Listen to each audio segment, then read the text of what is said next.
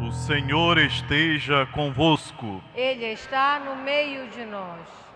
Proclamação do Evangelho de Jesus Cristo, segundo João. Glória a vós, Senhor.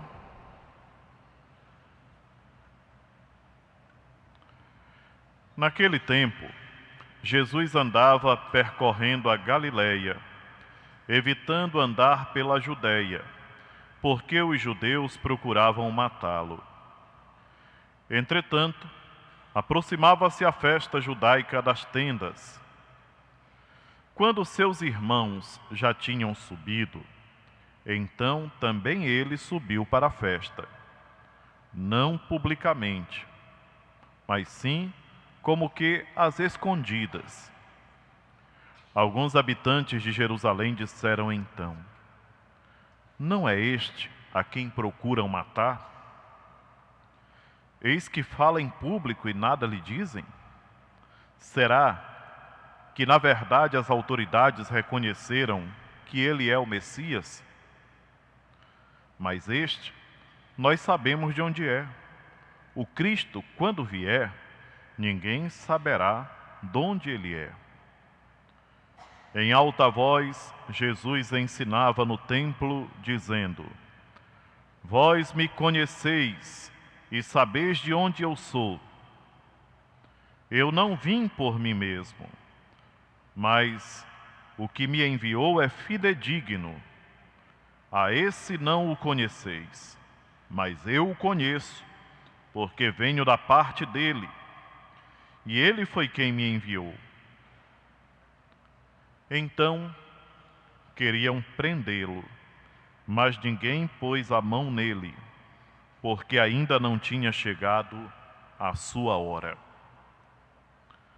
Palavra da salvação. Glória a vós, Senhor.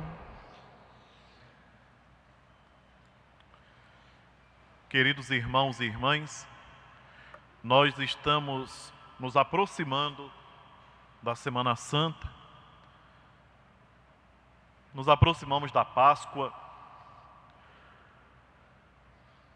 e pouco a pouco a palavra de Deus ela vai nos fazendo entrar ainda mais nesse mistério que nós somos chamados a celebrar todos os anos, que faz com que nós compreendamos o nosso ser cristão, a razão de nós caminharmos na igreja, de estarmos aqui celebrando. É em Jesus Cristo, irmãos e irmãs, que nós encontramos o sentido da nossa vida. Nas suas palavras, nós encontramos o direcionamento que mais precisamos para caminhar nessa terra. E hoje, para quem acompanhou atentamente a primeira leitura do livro da sabedoria, nos coloca a razão pela qual Jesus foi condenado, foi perseguido, foi condenado, foi morto. E na pessoa de nosso Senhor Jesus Cristo, nós podemos encontrar tantas outras pessoas que passaram sobre essa terra, tentando fazer as coisas, ou fazendo mesmo, de maneira diferente, nadando contra a maré, agindo não como os outros estavam agindo de maneira errada, mas procurando fazer as coisas como de fato devem ser feitas. Lendo essa primeira leitura do livro da sabedoria, é claro que salta aos olhos assim de imediato a figura de nosso Senhor Jesus Cristo. Mas todo justo que caminha sobre essa terra também se enquadra aqui, nessa descrição que o livro da sabedoria nos dá a respeito do incômodo que uma pessoa justa provoca na sociedade. O incômodo em que o honesto causa num ambiente onde as pessoas querem ser desonestas. Vamos ler.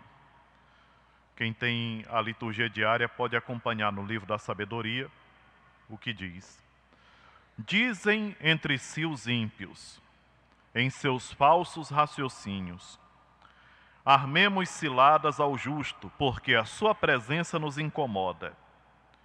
Ele se opõe ao nosso modo de agir, repreende em nós as transgressões da lei e nos reprova as faltas contra a nossa disciplina. Tem gente que se enquadra nessa realidade dentro de casa, com a própria família. Quantas vezes o justo é perseguido em sua própria casa? Por quê? Porque quem está no erro, ele sente repulsa por quem quer caminhar direitinho. Eu acredito que agora a gente já, adentrando mais nessa leitura, já começou a compreender um pouquinho mais aquilo que o livro da sabedoria está nos colocando. Como acontece em um lugar onde muita gente trabalha, de repente, aquele que quer agir com honestidade é recriminado, perseguido e muitas vezes tem até que sair do emprego. Quantas vezes nós já vimos isso, né? Como o pessoal coloca nos filmes e nas coisas por aí, de qualquer semelhança com algum fato é mera coincidência, porque eu não estou falando de um fato específico, mas estou falando de uma realidade que nós vivemos. No casamento, às vezes quando alguém está errado, quer que os outros errem também. Por quê? Porque quem está no erro quer arrastar outros para não se sentir sozinho. Nosso Senhor Jesus Cristo incomodou e incomoda até hoje, por quê? Porque Ele viveu e nos ensina até hoje a viver com honestidade, a evitar tudo aquilo que não condiz com quem fala que tem fé. Eu costumo ir um pouquinho mais adiante e dizer, quando nós nos colocamos como discípulos de nosso Senhor Jesus Cristo, devotos de Nossa Senhora, nós temos aí mais motivação ainda. É por isso que a igreja nos apresenta os santos e santas. Eles incomodaram também. Quantos santos que foram levados para mortes terríveis porque incomodavam com a sua maneira de agir. Eu me lembro no mês de janeiro, eu não prestei tanta atenção nos outros anos como prestei esse ano. No mês de janeiro, a sequência de mártires que nós fomos celebrando até entrar no mês de fevereiro. Quantos mártires que nós fomos celebrando? Santa Inês, São Sebastião, São Brás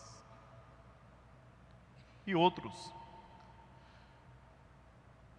E a lembrança dessas pessoas nos fazem perceber, meus irmãos e minhas irmãs, que quem quer caminhar direitinho sofre, mas vale a pena, porque o sofrimento que passa aqui não se compara com aquilo que ele está conquistando no céu.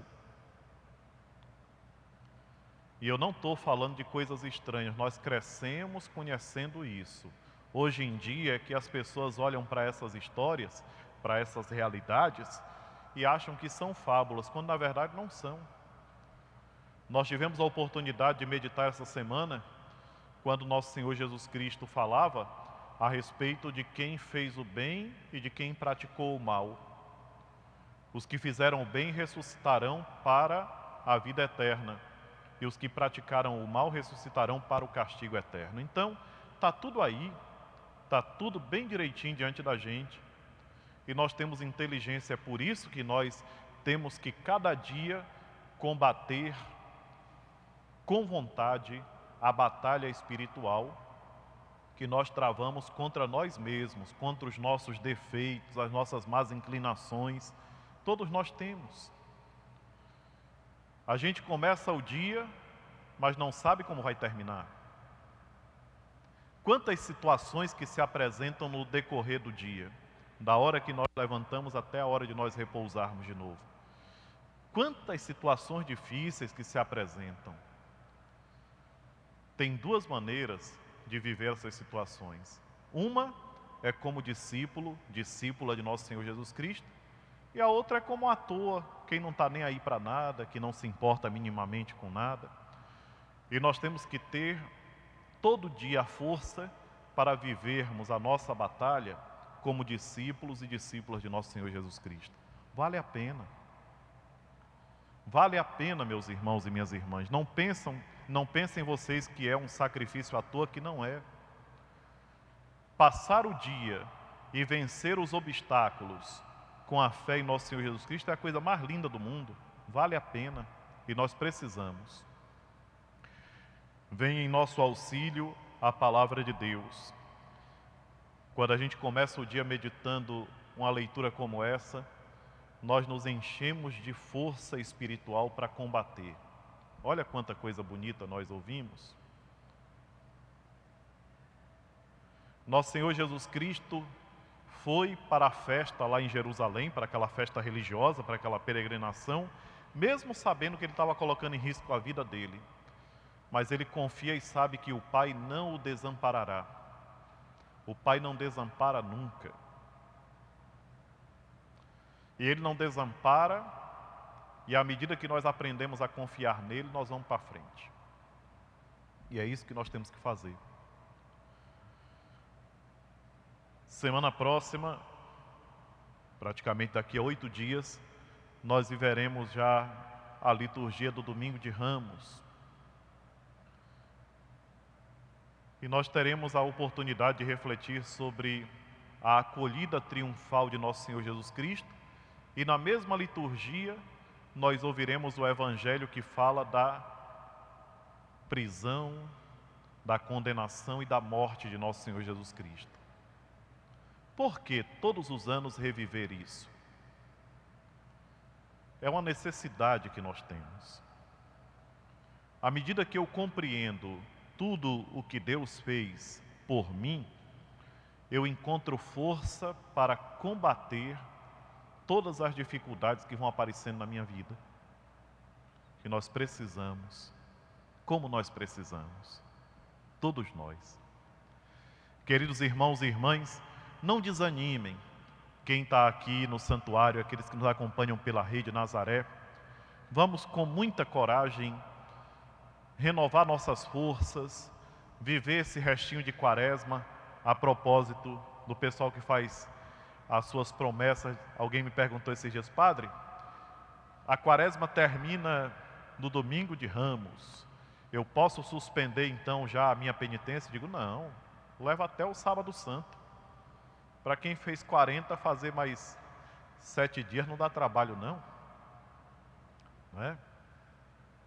E que coisa bonita quando a gente tem essa disposição de ânimo de levar até o final, viu? Você, mas eu não estou mais aguentando. Que aguenta sim, que história que não aguenta. Mas eu fico toda hora pensando no gostinho do refrigerante que eu não estou tomando, ou coisa assim. Não, fica tranquilo, vai adiante. Queridos irmãos e irmãs, procuremos viver intensamente. Eu digo para vocês e falo ao mesmo tempo para mim, nós temos aí uma semana bem especial, praticamente a última semana da quaresma, e depois nós teremos a Semana Santa para viver com intensidade esse tempo de graça que é esse período da quaresma e da paixão de nosso Senhor Jesus Cristo, o Tríduo Pascal, toda essa celebração bonita que nós daqui a uns dias estaremos realizando. Procuremos prestar bem atenção no Evangelho. O Evangelho cada dia vai nos dar uma orientação especial. Por exemplo, o de hoje tem uma coisa que pode passar muito despercebida para muita gente. Os judeus achavam que sabiam da onde vinha Jesus, porque diziam, mas ele é o Nazareno, é o filho de José. Não sabiam nada.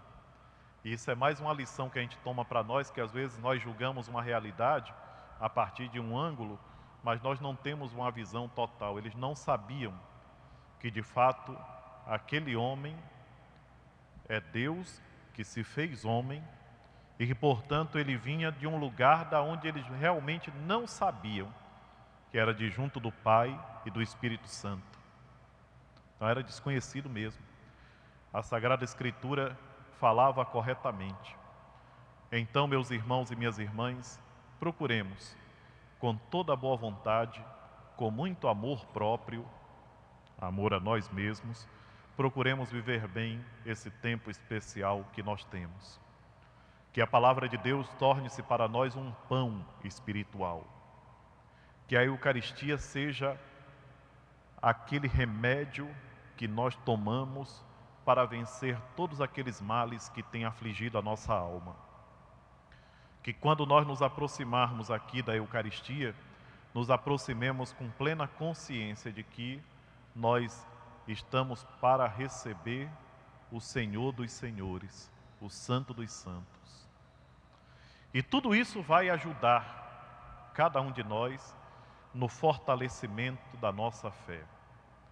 É muito bonito quando uma pessoa consegue progredir na própria fé. É muito triste quando alguém se dá conta que não acredita em nada. Porque quando alguém perde a fé em Deus, em nosso Senhor Jesus Cristo, perde toda a orientação para caminhar sobre essa terra.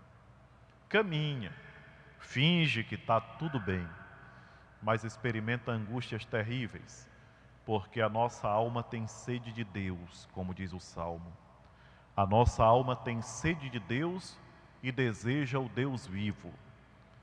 Esse Deus vivo e verdadeiro é Jesus Cristo, que nos acompanha com a sua palavra e com a sua presença especial, real, no seu corpo, sangue, alma e divindade na Eucaristia. Que tudo isso seja para nós fortalecimento. Seja louvado nosso Senhor Jesus Cristo. Para sempre seja louvado.